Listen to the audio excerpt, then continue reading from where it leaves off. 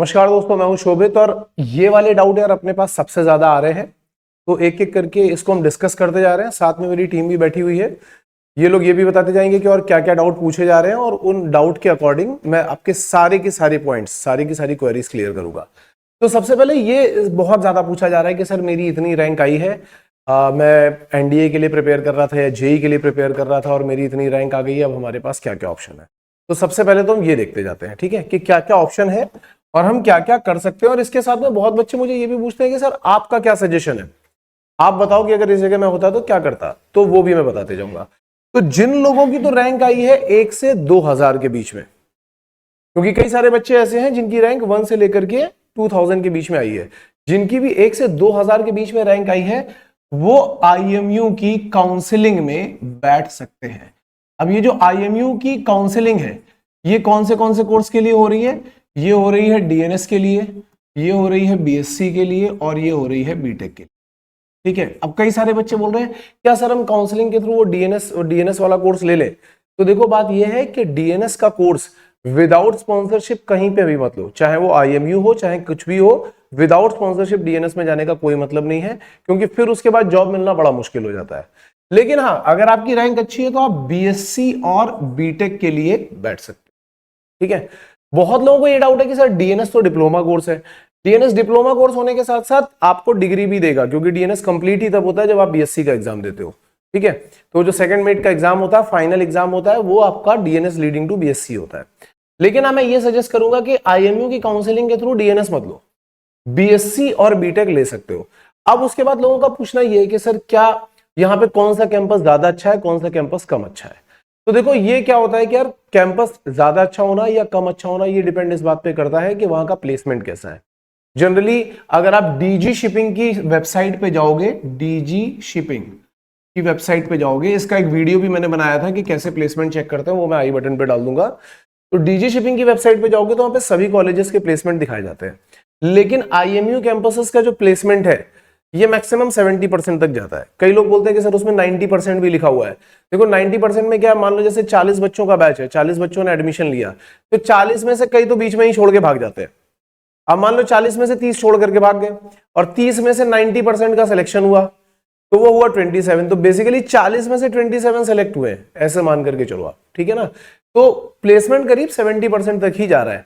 लेकिन हाँ, अगर आप पढ़ने में ठीक हो, आपका मन है कि हाँ भाई आप बीएससी करना चाहते हो या बीटेक करना चाहते हो, आईएमयू से ही करना चाहते हो, तो आप यहाँ पे जा सकते हो, दैट इज फॉर श्योर।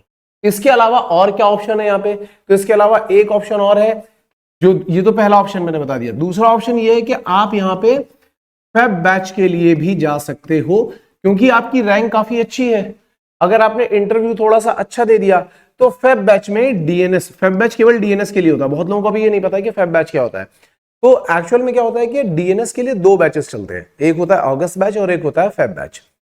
और सेम जो अभी रैंक मिली है इसी रैंक के बेसिस पे सेलेक्ट किया जाएगा, बस इसके लिए कंपनी अपना अलग से इंटरव्यू और रिटन कंडक्ट कराती है। अगर आपकी अच्छी रैंक है तो आपके फेब बैच में सेलेक्ट होने के चांसेस ज्यादा है। मेरी चॉइस हमेशा यही रहती है कि फेब बैच में, क्योंकि 6 महीने का टाइम, लोगों को लगता है मेरे 6 महीने बर्बाद हो जाएंगे। ये 6 महीना एक्चुअली इन्वेस्टमेंट है। अगर आपको एक अच्छी कंपनी मिल जाती है, सपोज करो आपको फ्लीट मिल गई या आपको एंग्लो ईस्टर्न मिल गई या आपको ग्रेट ईस्टर्न मिल गई, तो वहां से आपके कई सारे ऑप्शन खुल जाएंगे। यहां पे क्या है कि आपको 3 साल 4 साल तो लगाना ही पड़ेगा, लेकिन इसमें क्या है कि आपको 6 महीना लगाना पड़ेगा, 1 साल का आपका इंस्टीट्यूशनल ट्रेनिंग होगा और फिर आप शिप पे पहुंच जाओगे, स्टाइपेंड मिलना शुरू हो जाएगा। तो मेरा सजेशन जनरली क्या होता है कि आप यहां पे ही जाओ, फेब बैच के लिए ही जाओ, ये मेरा जनरल सजेशन रहता है।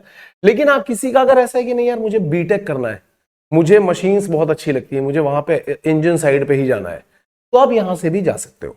अब इसमें क्या है, इसमें फीस थोड़ी सी कम होती है, लेकिन पढ़ाई लिखाई का लेवल भी यार थोड़ा सा कम ही है। यहाँ पे जनरली क्या होता है कि आप देखोगे जेई में या किसी दूसरे एग्जाम में गवर्नमेंट कॉलेजेस जो होते हैं वो प्राइवेट से ज्यादा अच्छे रहते हैं, फीस कम रहती है, पढ़ाई ज्यादा अच्छी होती है। यहाँ पे गवर्नमेंट कॉलेज जो है वो प्राइवेट कॉलेज से बहुत ज्यादा अच्छा नहीं है। जितने भी मेरे स्टूडेंट हैं, मैं केवल उन स्टूडेंट्स का फीडबैक लेकर के आपको बता रहा हूँ, एंड अगेन ये मेरा अपना व्यू है। यहाँ पे पढ़ाई बहुत अच्छी नहीं होती है, लेकिन आप फीस कम रहती है, प्लेसमेंट वगैरह ठीक ठाक मिल जाता है, तो आप इसमें जा सकते हो। इट में भी पॉसिबल कि आगे आने वाले टाइम में इस चीज को भी इंप्रूव कर ले, बट फिलहाल तो ये सिचुएशन है। अब आपके पास आईएमयू के कैंपसेस हैं, कोलकाता का है, मुंबई का है, चेन्नई का है, विशाखापट्टनम का है। तो जो भी कोर्स आप लेना चाहते हो, अगर आपको चेक करना है, बहुत लोग पूछ रहे हैं कि सर आप मुझे परसेंटेज वाइज बता दो। देखो यार, ये नहीं बताया जा सकता, ये आपको खुद ही चेक करना पड़ेगा। डीजी शिपिंग की वेबसाइट पे जाओ, वहां पे जाकर के प्लेसमेंट चेक करो और उसके बाद आपको अपने आप पता लग जाएगा। बहुत लोग बोल रहे हैं सर मेरी रैंक 2000 है या 2000 समथिंग है, तो बताओ मुझे क्या करना चाहिए। मुझे देखो, अब अगर आप 1 to 2000 हो, आपके अच्छे चांस है कि आपको आईएमयू कैंपस की काउंसलिंग में कुछ मिल जाएगा। लेकिन अगर आप इस कैटेगरी में आ रहे हो, 2000 से 3000 में आ रहे हो, तो आप काउंसलिंग के आखिरी राउंड तक वेट करो। मतलब ऐसा होता है कि एक फर्स्ट राउंड की काउंसलिंग होगी, कई बच्चे उसमें एडमिशन लेंगे, कई सारे नहीं लेंगे, चले जाएंगे। फिर सेकंड राउंड की काउंसलिंग होगी, फिर थर्ड राउंड की काउंसलिंग होगी और लास्ट में होगा स्पॉट राउंड। स्पॉट राउंड में आपको कॉलेज विजिट करना पड़ता है चेक करने के लिए कि वहां पे सीट बची है कि नहीं बची है। तो अगर आप इस कैटेगरी में हो और आपको लग रहा है कि नहीं मुझे आईएमयू में ही जाना है, तो फिर आपको स्पॉट राउंड तक वेट करना पड़ेगा। लेकिन अगर मान लो आपको स्पॉट राउंड में कुछ नहीं मिल सकता, तो आपके पास जो दूसरा ऑप्शन होगा वो यही वाला होगा कि आपको फेब बैच में डीएनएस कर लेना चाहिए। ठीक है, अब इसके बाद आते हैं कि हमारी रैंक सर 3000 से 6000 के बीच में है, क्या ये डिसेंट रैंक है, इससे मुझे क्या मिल जाएगा। तो देखो 3000 से 6000 के बीच की रैंक जो है ये डिसेंट रैंक में काउंट होती है, क्योंकि ये टॉप 40% में आ रही है। ठीक है, तो ये डिसेंट रैंक में काउंट होती है और इसमें आपको आईएमयू मिलने के चांसेस बहुत कम है। अगर आपके पास कोई कैटेगरी है तो एक अलग बात है, ठीक है। अदरवाइज अगर आप जनरल कैटेगरी से हो तो आपके पास 3000 से 6000 के बीच में ये मिलने के बहुत कम चांसेस है। हालांकि लास्ट ईयर किस पे क्या मिला था ये भी आईएमयू की वेबसाइट पे अवेलेबल है। इवन आप आईएमयू को मेल भी करोगे तो वो भी आपको डेटा अवेल करा देंगे सारा का सारा, तो आप वहां से चेकआउट कर सकते हो। लेकिन अगर आप 3000 से 6000 के बीच में हो तो यहां पे आपको कुछ भी मिलेगा, इस बात के चांसेस बहुत कम है। आप क्या करो, अगर आपकी रैंक यहां से इसके बीच में है और अगर आपके पास पीसीएम थोड़ा सा अच्छा है, थोड़ा अच्छा मतलब आप 80% प्लस पे हो, तो मेरा सजेशन ये है कि आप डायरेक्टली फेब बैच के लिए प्रिपेयर करो। बहुत अच्छे चांसेस हैं, क्यों? क्योंकि डिसेंट रैंक है, पीसीएम भी आपका अच्छा है। ठीक है, और अगर आपने इंटरव्यू थोड़ा बहुत भी ठीक ठाक कर लिया, मतलब ज्यादा मचाया नहीं इंटरव्यू में, तो आपके चांसेस है कि फेब बैच में आपको डीएनएस मिल सकता है। अब बहुत लोग ये पूछ रहे हैं सर फेब बैच में कौन कौन सी कंपनी आ रही है, वहां पे हमारे क्या चांसेस है। तो देखो फेब बैच में जो लास्ट ईयर कंपनीज आई थी उसमें था Anglo eastern, great eastern, seven island और समुद्रा का कॉलेज तो है ही। ठीक है, shipping corporation of India, last year fleet management ने भी बच्चों को लिया था और वॉलम ने भी लिया था। तो इतनी कंपनीज तो आपके पास चांसेस हैं ही, हो सकता है इसमें से कोई एक आध कम या ज्यादा हो जाए, तो नहीं कहा जा सकता, लेकिन इतने चांसेस हैं। तो अगर आप इस रैंक के बीच में हो तो आपको यहां पे जाना चाहिए। ठीक है, अब अगर आप 6000 से 7000 के बीच में हो, तो 6000 से 7000 के बीच में आपका पीसीएम अगर काफी अच्छा है, मतलब काफी अच्छा है का मतलब ये कि 85% प्लस है, तो फिर मैं आपको सजेस्ट करूंगा कि आपको थोड़ा सा वेट करना चाहिए। लेकिन आपके पास अभी भी ये ऑप्शन खत्म हो चुका है, आपके पास सिर्फ एक ऑप्शन है फेब बैच, और आप फेब बैच के लिए प्रिपेयर कर सकते हो। क्यों? क्योंकि रैंक थोड़ी पीछे है लेकिन पीसीएम अच्छा है, और अगर आपने इंटरव्यू भी अच्छा कर दिया, यहां पे आपको इंटरव्यू भी अच्छा करना पड़ेगा, इंटरव्यू भी अच्छा कर दिया तो क्या हो सकता है कि आप फेब बैच में आराम से जा सकते हो। लेकिन रैंक अगर 7000 के ऊपर है तो आपके पास इस साल चांसेस बहुत कम है। कोई बहुत ही स्पेशल केस होगा जिसको इस रैंक के ऊपर भी शायद डीएनएस मिल जाए। अब उसके लिए क्या है कि पीसीएम 90s में हो और आपने इंटरव्यू भी बिल्कुल आउटस्टैंडिंग दिया हो तो आपके चांसेस बन सकते हैं, लेकिन मैं बार बार बोल रहा हूं कि उसके चांसेस बहुत ही कम है। इस कंडीशन में आपको नेक्स्ट ईयर के लिए ही प्रिपेयर करना चाहिए। नेक्स्ट ईयर के लिए प्रिपेयर करना चाहिए मतलब कि आईएमयू सीईटी 2025 के लिए आपको प्रिपेयर करना चाहिए। ठीक है, तो ये कुछ कंडीशंस थी जो मैक्सिमम बच्चे पिछले 2 दिन से पूछ रहे थे और जो मुझे एक्चुअल में बतानी थी। अब इसके अलावा और कौन कौन से डाउट आए आप लोगों के पास? इसमें इंटरव्यू बहुत स्ट्रांग होना चाहिए। फिर अगर ऐसा होता है कि भाई 3000 से 6000 के बीच में हो, डिसेंट रैंक है, पीसीएम मान लो आपका थोड़ा कम भी है, 70% है, तो आपका इंटरव्यू बहुत अच्छा होना चाहिए। मतलब 3 में से 2 चीजें तो आपको अच्छी दिखानी पड़ेंगी। आपका स्पोकन इंग्लिश का स्किल्स जो है वो बहुत अच्छा होना चाहिए, जितने भी क्वेश्चन वो पूछे आप सब बता दो, थोड़े बहुत स्पोर्ट्स के सर्टिफिकेट भी आपके पास है तो और भी अच्छी बात है, तो ये होना चाहिए।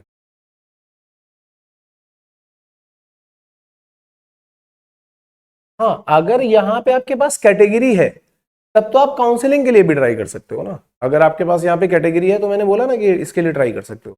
अब ये जनरली मैं क्यों नहीं प्रेफर करता वो भी मैंने बता दिया है कि मैं क्यों नहीं प्रेफर करूं। हाँ हाँ, तो अगर पीसीएम आपका 60 है, रैंक 4000 है और आपके पास कैटेगरी है, तो फिर आपको यहीं जाना चाहिए, आईएमयू में ही जाना चाहिए। क्यों? क्योंकि पहली बात तो आपकी कोई प्राइवेट कॉलेज तो आपकी कैटेगरी देखेगा नहीं, प्राइवेट कॉलेज आपकी कैटेगरी नहीं देखेगा, आपकी वो देखेगा रैंक। रैंक कितनी है? 4000, पीसीएम कितना है? 60। अब या तो इंटरव्यू बहुत अच्छा दे दो तो आपके पास चांसेस है, या फिर सीधा सीधा आईएमयू कैंपस में निकल जाओ तो आपके पास। कैटेगरी वाले का रैंक अगर 14000 15000 है तो भी कोई चांसेस नहीं है। अगर किसी कैटेगरी वाले का रैंक 14000 है, 13000 है, 12000 है, आईएमयू में तो वैसे भी आपको मिलने के चांसेस कम हो चुके हैं, और फेब बैच में भी कोई आपको लेगा उसके भी चांसेस कम है। देखो फेब बैच में जनरली प्राइवेट कंपनीज ही आ रही हैं, तो प्राइवेट कंपनी कभी भी आपकी कैटेगरी देख करके आपको नहीं उठाएगी। प्राइवेट कंपनी ये देखती है कि आपकी रैंक कैसी है, आपका पीसीएम कैसा। अब मान लो किसी बच्चे की रैंक आ गई 10,000, लेकिन पीसीएम बहुत अच्छा है, वो बाई चांस बोल दे कि सर मेरा आईएमयू थोड़ा खराब हो गया था, आप मेरे से क्वेश्चन पूछ लो। वो देखेगा इसका पीसीएम है 85%, और फिर वो उससे पूछेगा क्वेश्चंस। अगर उसने सारे क्वेश्चंस बता दिए तो इंटरव्यूअर को ये लगेगा कि ठीक है एक चीज खराब हो गई है, वी कैन टेक हिम। ये चीज हो सकती है। हाँ, 7000 के ऊपर वाले को कंपनी इस समय प्रेफर नहीं कर रही है। क्यों प्रेफर नहीं कर रही है? उसका एक रीजन है भाई। देखिए पहले क्या होता था, पिछले साल तक, पिछले साल भी 7000 वालों के चांसेस बहुत कम थे, एक आध बच्चा ही कोई सेलेक्ट हुआ तो एक अलग बात है फेब बैच में। उसका रीजन क्या है? उसका रीजन सबसे बड़ा यह है कि अभी यहां से लेकर के यहां तक में बहुत सारे बच्चे बचे हुए हैं, कोई 7000 वाला क्यों ही लेगा। यहां पे क्या हुआ कि आपका रैंक तो पीछे चला ही गया है।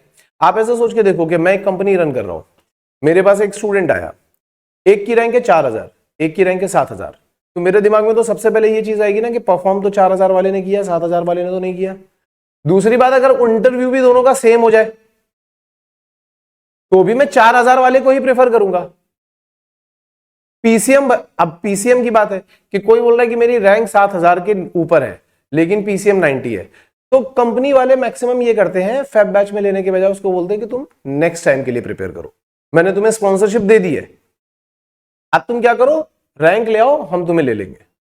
वो जनरली आपको आगे पुश, अगर वो सेलेक्ट भी कर लेंगे तो आपको आगे पुश कर देंगे। तो मोस्ट ऑफ द टाइम 7000 के ऊपर रैंक वालों के साथ में ये चीज हो जाती है। ठीक है, यहां तक ठीक है। तो अब काफी सारे लोगों का ये डाउट था कि रैंक मेरी यहां से यहां तक आई है, मैं ये करूं कैसे करूं, वो कैसे करूं। अब बच्चे ये पूछ रहे हैं रैंक सर्टिफिकेट। यार रैंक सर्टिफिकेट आईएमयू वाले अपने आप आपको मेल कर देंगे, थोड़े टाइम के बाद आ जाएगा। ठीक है, दूसरी बात ये काउंसलिंग कब से स्टार्ट हो रही है, तो काउंसलिंग की डेट्स जैसे ही आएंगी वैसे ही हम आपको काउंसलिंग का पूरा प्रोसीजर बता देंगे। हम एक वीडियो बनाएंगे जिसमें हम ये आपको बता देंगे कि काउंसलिंग कैसे की जाती है, कौन सी चीजें पहले फिल करनी है, कौन सी सीट पहले फिल करनी है। एक बच्चे की काउंसलिंग हम एंड करके अपने एंड पे और उसका पूरा वीडियो बना करके आपको दिखा देंगे, तो आपको अपने आप पता चल जाएगा कि काउंसलिंग कैसे करनी है। और जरूरी नहीं कि जब काउंसलिंग की डेट आती है, जैसे सपोज करो कि काउंसलिंग की डेट आ गई सपोज 25 जून, तो ऐसा नहीं कि हमें 25 जून को ही पूरी की पूरी सीट फिल करके देनी है। आपको एक स्लॉट देते हैं कि 25 जून से लेकर के 30 जून का पहला राउंड है, इसमें आप अपनी सीट्स वगैरह फिल कर सकते हो। फिर वो उसके बाद आपको चॉइस देंगे, आपको लेना है तो ठीक है, नहीं लेना है तो वो सब कुछ बताएंगे उसमें। तो उसके लिए एक मैं सेपरेट वीडियो बना दूंगा, आप लोग चैनल पे कनेक्ट रहो तो आपको पूरा का पूरा काउंसलिंग का वीडियो भी मिल जाएगा।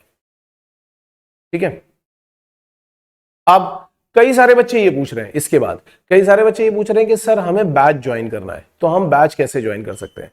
तो देखो यार क्या है कि हम लोगों ने दो तरीके के बैच बनाए इस बार, ऑनलाइन सेपरेट है, ऑफलाइन सेपरेट है।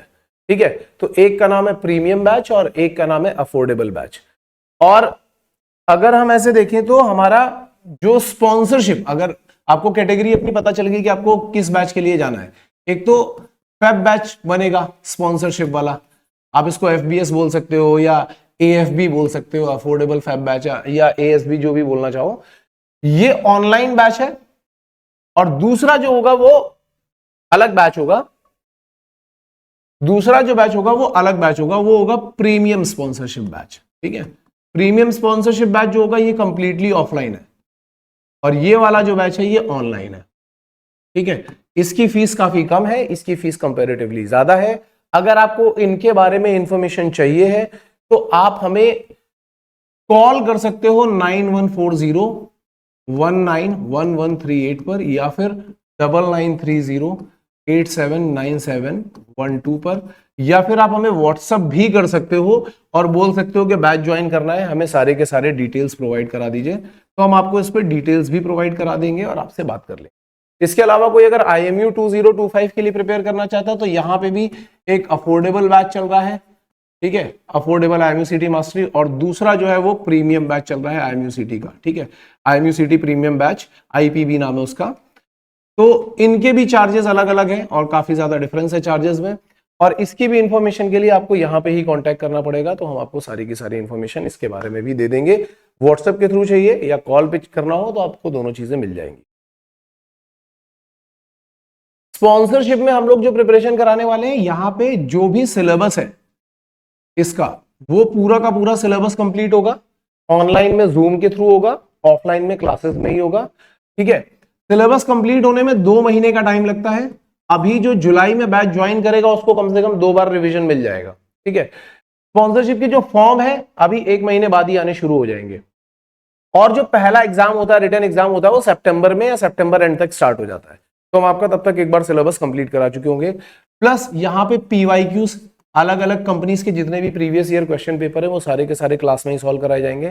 प्लस यहाँ पे आपके पीरियोडिक टेस्ट, हर एक हफ्ते के एंड में आपका टेस्ट होगा, ठीक है। इंटरव्यू इंटेंसिव यहाँ पे पूरा का पूरा होगा, इंटरव्यू की प्रिपरेशन पूरी होगी, और स्पोकन इंग्लिश के क्लासेस इस बार हम ये ऐड कर रहे हैं कि ये अलग से होंगे, स्पोकन इंग्लिश के क्लासेस अलग से होंगे, ठीक है।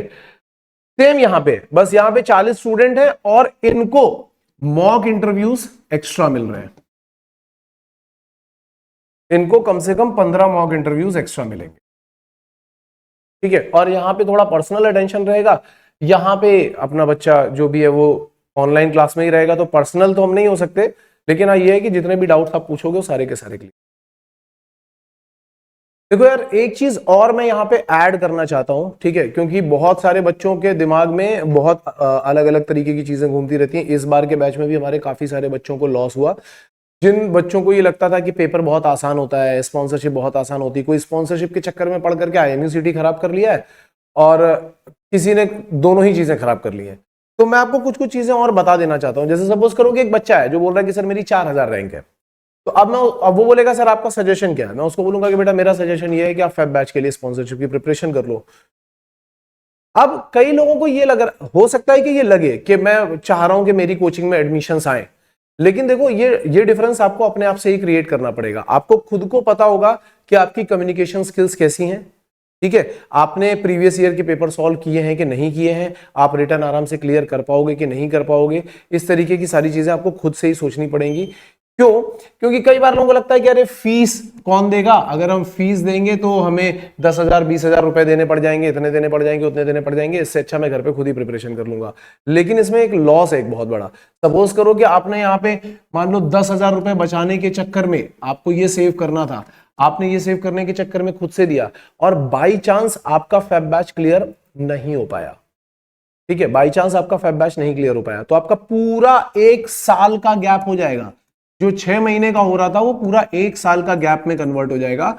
और नेक्स्ट ईयर अब आपको IMUCT तो देना ही पड़ेगा, IMUCT के साथ स्पॉन्सरशिप भी क्लियर करना पड़ेगा। ऐसा बहुत बच्चों के साथ में हो जाता है, ठीक है। बहुत बार बच्चे देखो, अगर आप PCM बहुत अच्छा लेकर के आ रहे हो, आपकी रैंक बहुत अच्छी है, ठीक है, आपकी कम्युनिकेशन बहुत अच्छी है, तो हम लोग अपने चैनल पे काफी सारी हेल्प कर देते हैं, आपने देखा भी होगा, और आपकी यहां से हेल्प हो सकती है। लेकिन अगर आपको लग रहा है कि नहीं, थोड़े बहुत चांसेस हैं कि मुझे कोच की जरूरत है, मुझे गाइडेंस की जरूरत है, तो मेरा सजेशन ये कि आपको कोई एक कोर्स ले लेना चाहिए ताकि आपको थोड़ा गाइडेंस मिल सके, क्योंकि ये एक तरीके का इन्वेस्टमेंट है। इसको वेस्ट ऑफ मनी मत समझो, ये आपका इन्वेस्टमेंट है। और टाइम का कंसेप्ट जनरली लोगों को पता ही नहीं रहता, इतना सोचते ही नहीं है, ना तो घर में कोई सिखाता है और ना हम इतना सोचते हैं। यहां पे फंडा क्या है कि अगर आपका 1 साल का गैप हो जाता है, मान लो 6 महीने का होने ही वाला था, 6 महीने अगर आपको एक्स्ट्रा भी लगाना पड़ता है, मेहनत तो जो आपको करनी पड़ रही है वो तो है ही है कि आपको IMUCT की प्रिपरेशन करनी पड़ेगी, स्पॉन्सरशिप की प्रिपरेशन करनी पड़ेगी, इमोशनल डैमेज जो हो रहा है वो भी है ही है, क्योंकि आपको 4 लोगों की बातें भी सुननी पड़ेंगी, कॉन्फिडेंस भी थोड़ा बहुत अप एंड डाउन होगा, मोटिवेट भी करना पड़ेगा। लेकिन सबसे इंपॉर्टेंट चीज है टाइम, 6 महीने का गैप। अब देखो ये 6 महीने का गैप क्या है, अगर ये 6 महीने का गैप अभी हो रहा है तो यही सेम 6 महीने का गैप आपको जॉब में भी मिलेगा। और जब आप जॉब में जाते हो ना तो पर मंथ की सैलरी जो होती है वो एवरेज अगर हम 2 लाख रुपए भी पकड़ करके चले तो भी आपको यहां पे क्लियरली 6 महीने में 12 लाख रुपए का लॉस होने वाला है। अब लोगों को ये 12 लाख रुपए का लॉस दिखाई क्यों नहीं पड़ता, क्योंकि ये जो 12 लाख रुपए है ये आपके अकाउंट में तो है नहीं। अगर बाई चांस कोई आपके अकाउंट में डाल दे 12 लाख रुपए लॉक करके और ये बोल दे कि अगर आपने ये क्लियर कर लिया, ये वाला एग्जाम आपने क्लियर कर लिया, तो 4 महीने के बाद ये 12 लाख रुपए आपको 6 महीने में ही मिल जाएंगे, तो तुरंत आपको दिखाई पड़ेगा। और उसको सेव करने के लिए आप 10,000 रुपए भी लगाओगे, 20,000 भी लगाओगे, बल्कि 60,000 भी लगाने होंगे तो वो भी लगाओगे। ठीक है, तो मेरा कहना यह है कि थोड़ा सा दिमाग लगाओ और मतलब इंस्टेंट ग्रेटिफिकेशन के बारे में सोचने के बजाय थोड़ा डिलेड ग्रेटिफिकेशन सोचो कि फ्यूचर में क्या हमारे लिए अच्छा हो सकता है। ये सब छोटे मोटे इन्वेस्टमेंट है, अगर आप ये इन्वेस्टमेंट करोगे तो आपको यहां पे आपको काफी सारा मौका मिल सकता है। अब देखो जो बच्चा 7,000 के ऊपर की रैंक के ऊपर गया है उसको तो डेफिनेटली ये सारी चीजें लगानी ही लगानी है कि आपको 1 साल का टाइम भी लगाना है, सब कुछ लगाना है। ठीक है, कई सारे लोग बोल देते हैं कि अरे बहुत आसान एग्जाम होता है, उन सबकी आंखें खुल चुकी होंगी इस बार के एग्जाम में, उनकी आंखें खुल चुकी होंगी कि अब आसान नहीं है एग्जाम। दूसरी बात, कंपटीशन भी पहले से बहुत ज्यादा बढ़ चुका है, और आज सुबह जो वीडियो डाला था उसमें भी आपको क्लियर हो चुका होगा कि कितनी उथल पुथल क्यों हुई थी।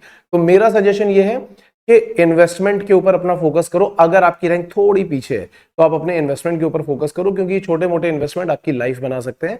और अगर आप हमारे साथ पढ़ोगे तो देखो सारे के सारे आपको अच्छे फैकल्टीज मिलने वाले हैं यहाँ पे, जिनका 7-8 साल का एक्सपीरियंस है। हमारे यहाँ पे कोई भी कैडेट नहीं पढ़ाता, कोई भी कैडेट नहीं है यहाँ पे। Proper maths, physics, chemistry, aptitude, इन सब के फैकल्टीज ही आपको आकर के पढ़ाने वाले हैं। कैडेट गाइड कर सकते हैं यहाँ पे आकर के, लेकिन पढ़ाएंगे सारे के सारे फैकल्टीज जो आपको ये बता सकते हैं कि कब कौन सा पेपर कैसा हुआ था, किसका डिफिकल्टी लेवल कैसा है, कौन से टॉपिक में से क्या क्या चीजें पूछी जा सकती हैं। इन सब चीजों के ऊपर ज्यादा फोकस किया जाएगा। ओके, हाँ एक और इंपॉर्टेंट इन्फॉर्मेशन है यार, मैंने कल भी बोला था, अगर कॉल सपोज करो, क्योंकि बहुत सारे कॉल्स आ रहे हैं, अगर आपका कॉल पिक नहीं हो पाता है इस केस में आपको क्या करना है, आपको 3-4 चीजें, आपको अपना नाम, अपना रैंक और अपना पीसीएम परसेंटेज, ठीक है, ये 3 चीजें प्लस जो भी आपका डाउट है वो डाउट आप हमें भेज दीजिए।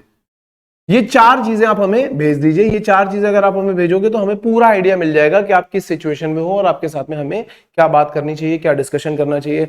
अगर कोई वीडियो होगा जो आपकी हेल्प कर सकता है तो हम इमीडिएटली आपको वीडियो भेज देंगे। अगर कोई ऐसा पैकेज होगा तो वो हम आपको पैकेज भेज देंगे। जो भी आपकी रिक्वायरमेंट होगी वो हम आपको भेज देंगे, ठीक है, जिससे आपकी हेल्प हो जाए। और अगर हमें लग रहा होगा कि नहीं हमें इमीडिएटली आपको कॉल बैक करके बताना चाहिए तो हम आपको इमीडिएटली कॉल बैक करके बताएंगे। 3-4 लोग अभी इसी काम पे लगे हुए हैं, क्योंकि फिलहाल ज्यादा क्लासेस चल नहीं रही हैं, हम लोग यही काम कर रहे हैं कि कॉल करके ज्यादा से ज्यादा लोगों की हेल्प की जा सके, तो हम इस पे ही लगे हुए हैं। तो कम से कम इतना डेटा आप जरूर हमें भेजो, ठीक है। और कोई डाउट? ठीक है ना। इसके अलावा अगर कुछ और डाउट भी आएंगे यार तो आप कमेंट सेक्शन में या यहाँ पे भेजते रहना, हम इसी तरीके से आपके लिए और वीडियोस बनाते रहेंगे। हमारी टीम पूरी इसी काम पे लगी हुई है, तो जितनी जल्दी हो सकेगा, जितना पॉसिबल हो सकेगा, हम उतना आपके लिए बना देंगे। Okay, so with this information, Shobhit signing off, all the best guys.